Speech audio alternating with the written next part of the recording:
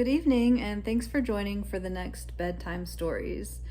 Here in the US right now, it's the end of Memorial Day, so I hope you all enjoyed your day off on Memorial Day.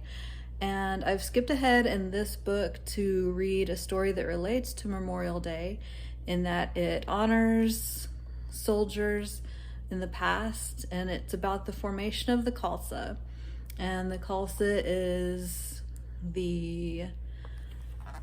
I don't want to say military, but sort of military group in Sikh.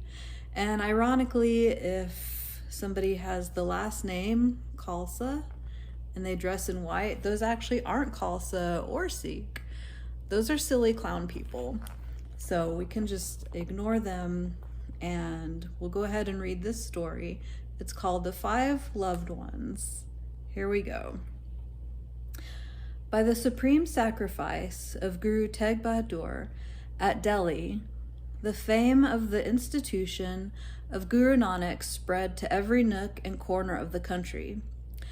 The rich and the poor from far and near started coming to Anandpur to see and offer respects to Guru Gobind Rai. The Guru dispensed with the middlemen called masands to collect the offerings and tithe from the Sikhs for the Guru's institution. With the end of the middlemen, Sikhs themselves brought their offerings to Anandpur.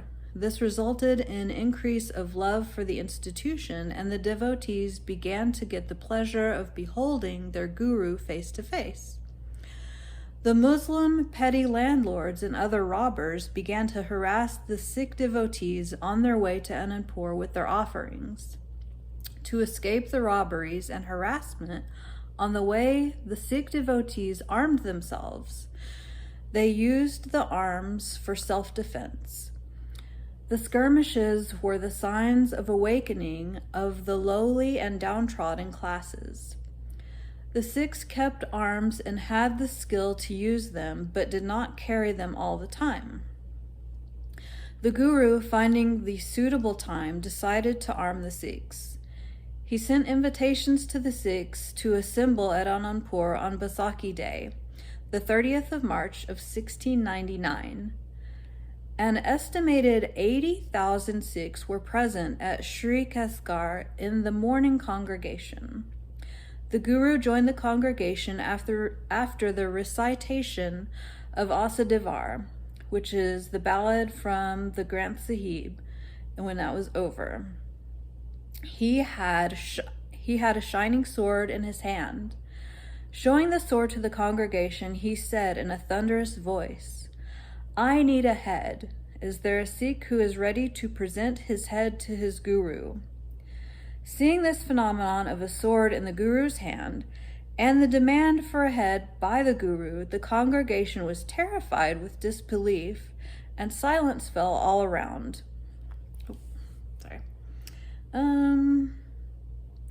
After the third call by Daya Ram, a Kshatri by caste from Lahore, Punjab, rose and requested, "O true Lord, this body and soul belong to you, and I offer it to you. Use it as you desire. I seek forgiveness for not offering myself on the first call." Holding him by the arm, the Guru took him aside inside the tent. Dread and fear gripped. Congregation heard a sound from inside the tent, as if the Guru had severed the head of Bhai Daya Ram from the body. The Guru again came to the congregation and asked for another head. This time, Bhai Dharam Das, a farmer of Delhi, offered his head. In this way, 3 other Sikhs, Bhai Himmat Rai, waterman of Jagannathpuri, Orissa, Bhai Mohkam Chand, tailor of Dwarka, Gujarat, and Bhai Sahib Chand, barber of Bidar, Andhra Pradesh, presented their heads to the Guru. After the 5 Sikhs had offered their heads, the Guru brought them out of the tent and presented them before the congregation. They were the Panj Pyars, the 5 loved ones who had offered their heads to the Guru. They were dressed in similar attire as to the one worn by the Guru. They were the fully arrayed Singhs. The Guru called for an iron bowl, and in that he put the water of the river Sutlej and sugar candy. Then the Guru and the 5 loved ones sat around that iron bowl. Taking a double-edged sword, the Guru began stirring the water in the bowl and reciting the 5 banis, which are sacred hymns. The 5 hymns recited were Jap Ji, Jap Sahib, Suayas, Chupiai, and Anand Sahib.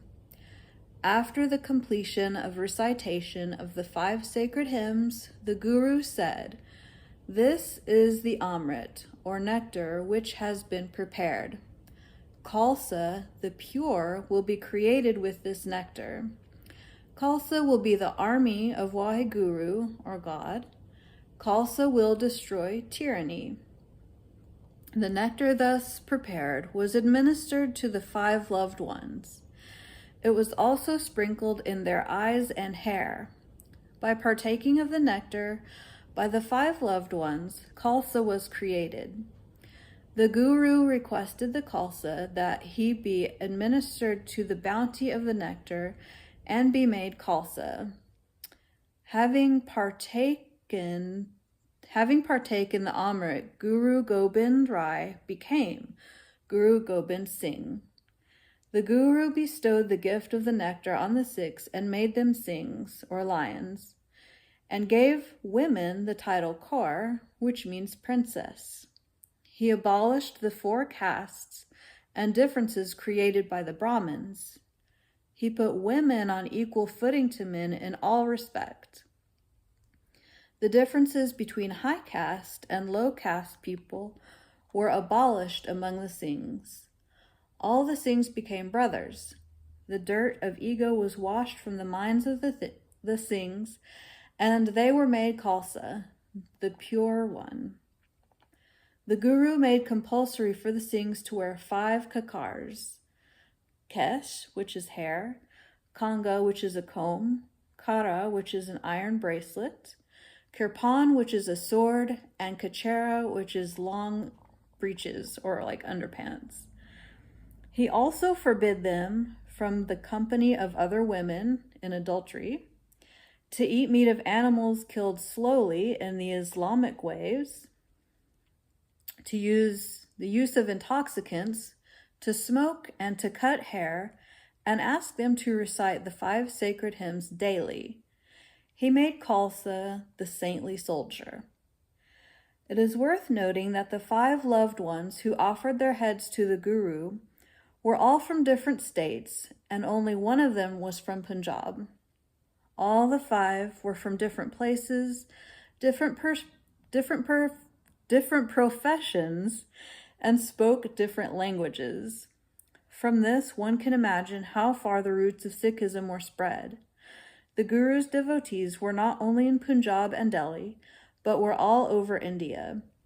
The whole of India was sick of the tyranny being committed and was ready to sacrifice everything, including their very lives. All right, thank you for sticking with that story.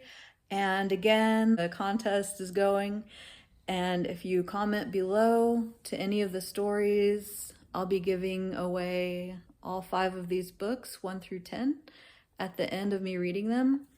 So please like and subscribe, and then comment down below. And thank you so much for joining.